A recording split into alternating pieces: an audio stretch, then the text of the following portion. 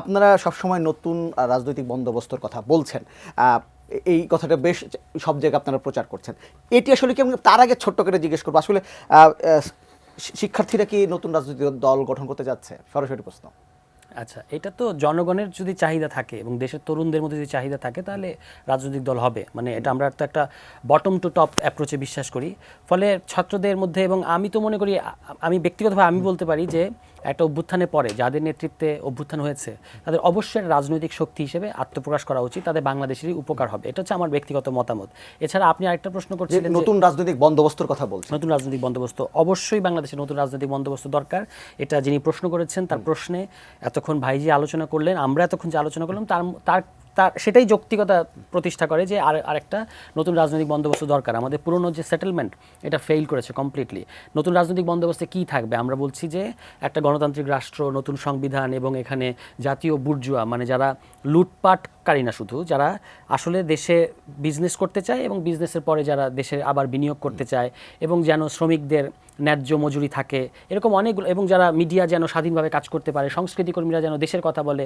এই হচ্ছে একটা নতুন রাজনৈতিক বন্দোবস্তের নেটওয়ার্ক। অর্থাৎ আওয়ামী লীগ যখন ক্ষমতায় ছিল তাদের একটা বন্দোবস্ত ছিল, সেটা ব্যবসায়ী থেকে শুরু করে, মিডিয়া থেকে শুরু করে, রাষ্ট্রযন্ত্রের বিভিন্ন জায়গায় থেকে তাদের লোকেদের একটা নেটওয়ার্ক, যেটার মধ্য দিয়ে তারা তাদের অগণতান্ত্রিক এবং অবৈধ শাসন এটা জারি রেখেছিল। এখন যদি আমরা একটা গণতান্ত্রিক দেশ এবং গণতান্ত্রিক রাষ্ট্র করতে চাই, তার ডিফেন্ডার কারা হবে?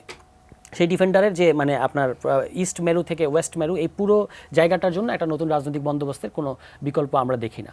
এই জন্যই আমরা এই কথাটা বলছি আর কি। মাঠের অলরাউন্ডার আমি, আর ঘরের অলরাউন্ডার টাইলক্স।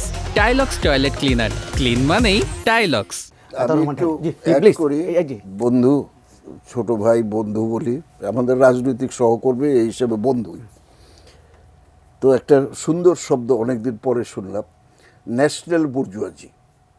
হ্যাঁ, অবশ্যই জাতীয় বুর্জুয়ারা সবসময় দেশপ্রেমিক হয়। আর আরেকটা হলো কম্পেরেটর বুর্জুয়াজি, যারা মুৎসুদি বুর্জুয়াজি আমরা বলি, যারা বিদেশিদের এদেশীয় এজেন্ট, তাই না, এদেশীয় এজেন্ট। তো আমি আবার ওর সাথে একটু দ্বিমত পোষণ করি।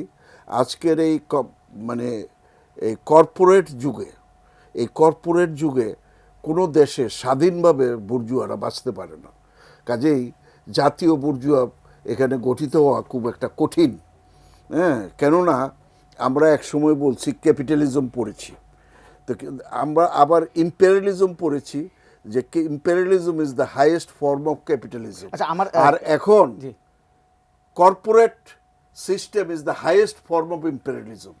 আচ্ছা, এই একদম শেষ সময় চলে এসেছে। যদি সারা তুষার যেমনটি বলছিলেন, তারা যদি জনগণ চায় তাহলে শিক্ষার্থীরা রাজনৈতিক দল গঠন করতেই পারে। বায়বীয় কথা, জনগণ চায়, ওনারা চায় কি না, প্রথম হলো এটা, ওনারা চায়। তবে ওনাদেরকে আমি অনুরোধ করব, সরকারে থেকে এই দল করাটা এটা নৈতিকভাবে তাদের জন্য সঠিক হচ্ছে না। তারা যদি রাজনৈতিক দল করার, অবশ্যই একটা গণ অভ্যুত্থানের মধ্য দিয়ে তারা বেরিয়ে এসেছে, তাদের অবশ্যই একটা নতুন রাজনৈতিক দল করার গঠন আছে, এবং নতুন একটা বন্দোবস্তের জন্য তাদের সহযোগিতা ও রাষ্ট্রের দরকার। সেই হিসাবে তারা যদি দল করতে চায়, আমি তাদেরকে অভিনন্দন জানাবো। তবে কালকে সকালেই যেন তারা রিজাইন করে দল করতে নামে, এইটা আমি অনুরোধ করব। না হলে অতীতের মতো তারাও কিন্তু কলঙ্কিত হবেন। একদম শেষ সময় চলেছে, 30 সেকেন্ডের মধ্যে যদি কোনো উত্তর থাকে। না, অবশ্যই ঢালি ভাই যেটা বলেছেন, যদি ছাত্রদের যে 3 জন উপদেষ্টা, ছাত্রদের, আমরা এটাকে কিন্তু ছাত্রদের সরকার এভাবে বলি না, আমরা বলি যে সরকারি ছাত্ররা আছে। যদি তারা উপদেষ্টা থাকা অবস্থায় রাজনৈতিক দলের দায়িত্ব নেয়, তখন এটা বলা যাবে যে তারা সরকারের আনুকূল্য পেয়েছে বা ইত্যাদি। আর যদি আনুকূল্য পায় বিভিন্ন জায়গায়, এটা তো গোপন থাকবে না।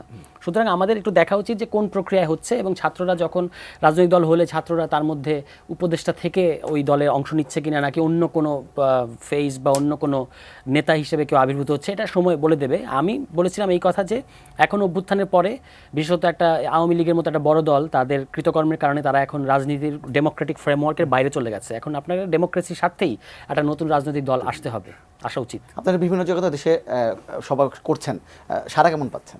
সারা ব্যাপক সারা, এবং মানুষের মধ্যে একটা নতুন রাজনৈতিক দলের আকাঙ্ক্ষা আমরা দেখতে পাচ্ছি।